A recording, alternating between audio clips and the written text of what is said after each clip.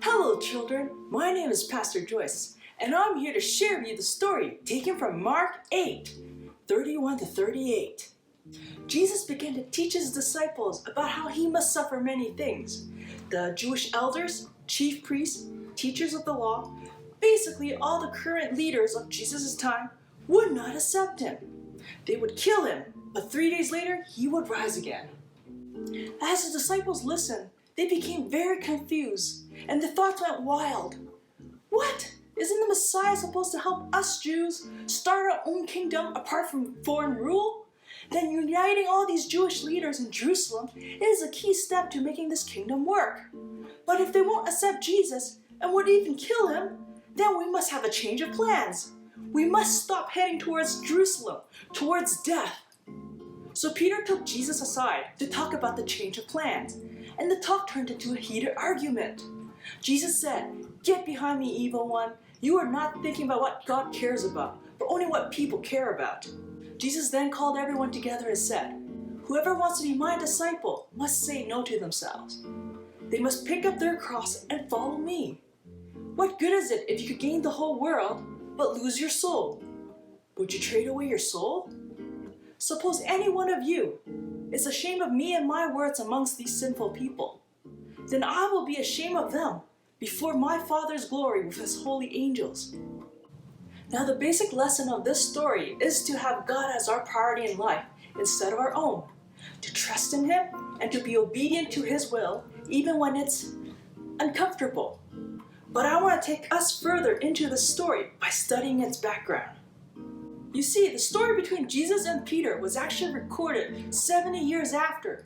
By that time, the Church of Christ was already rejected by the Jews and no longer under their religious protection. Everyone thought of these mysterious Christians as a weird cult, and the Roman Empire began to openly persecute them. Christians and their families were imprisoned, tortured, scattered, betrayed, and even killed just for believing in Jesus. Of course, the leaders were targeted first, and under the rule of Emperor Nero, a very violent king known for burning the city of Rome and blaming it on Christians, he began to openly persecute them. It was during his reign that the church and the new believers witnessed the death of Peter and Paul, the two key leaders of the New Testament after Jesus. These Christian believers were super scared. Their beloved leaders are dead, and the Roman Empire is after them.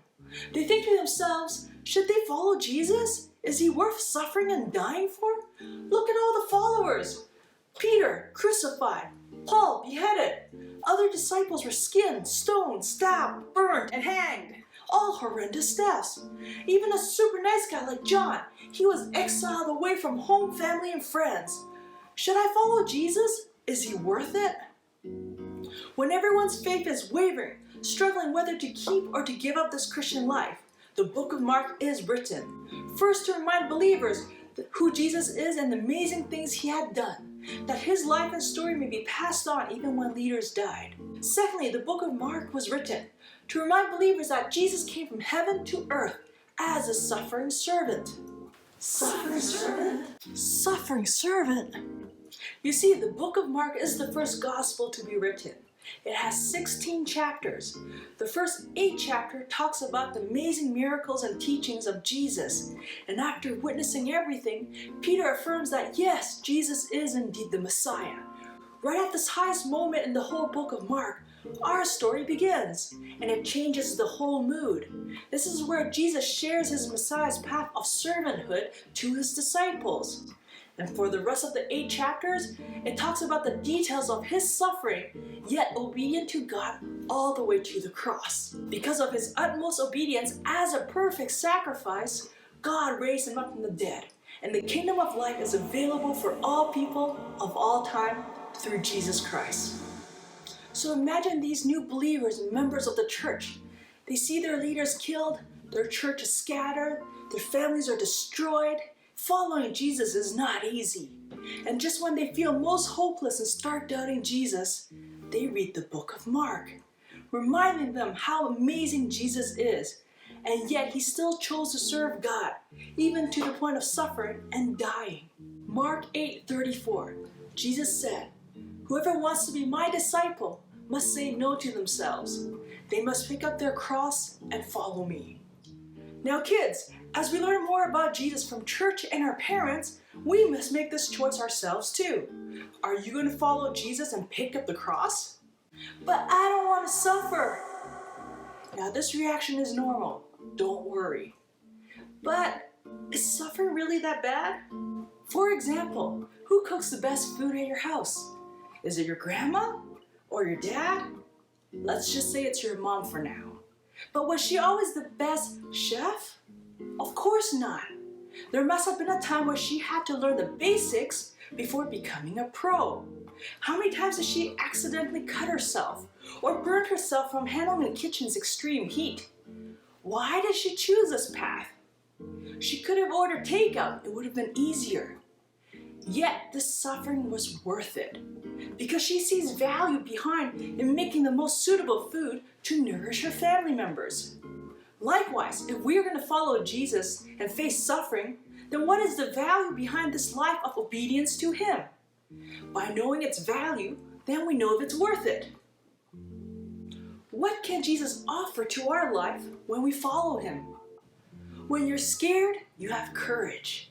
When people are unlovable, you can still love. When you're unsure of the future, you have assurance. When you're broken, you can be healed. When you're lonely, He's right beside you. When you're angry, you have self-control. When people betray you, you can still forgive. When you're lost in life, you can find purpose. When you're suffering, there is still joy from within. There is tremendous value behind what Jesus can offer you when you follow Him. Money can never buy love, assurance, forgiveness, joy, and all the rest that we've listed. It can buy you a bed, but not a good night's sleep. Honestly, nothing in this world can offer you what Jesus can, and this is life at its fullest. But then, you wonder why some Christians are so unjoyful inside. They are broken, bitter, and unforgiving. Well then, that depends on how committed we are to following this path of Jesus. Some of us just want that ticket to heaven and don't want to put into commitment into living a life according to Jesus right now. It is a journey, but everything that Jesus has to offer is within reach. And honestly, in my personal opinion, having access to all those fullness of life right now is worth living and dying for. So whenever you decide to follow Jesus, please go to your parents or your church leaders. Jesus wants His followers to grow in a community so that no one will be alone in this journey of obedience. Have them guide you and walk with you in this journey towards abundant life.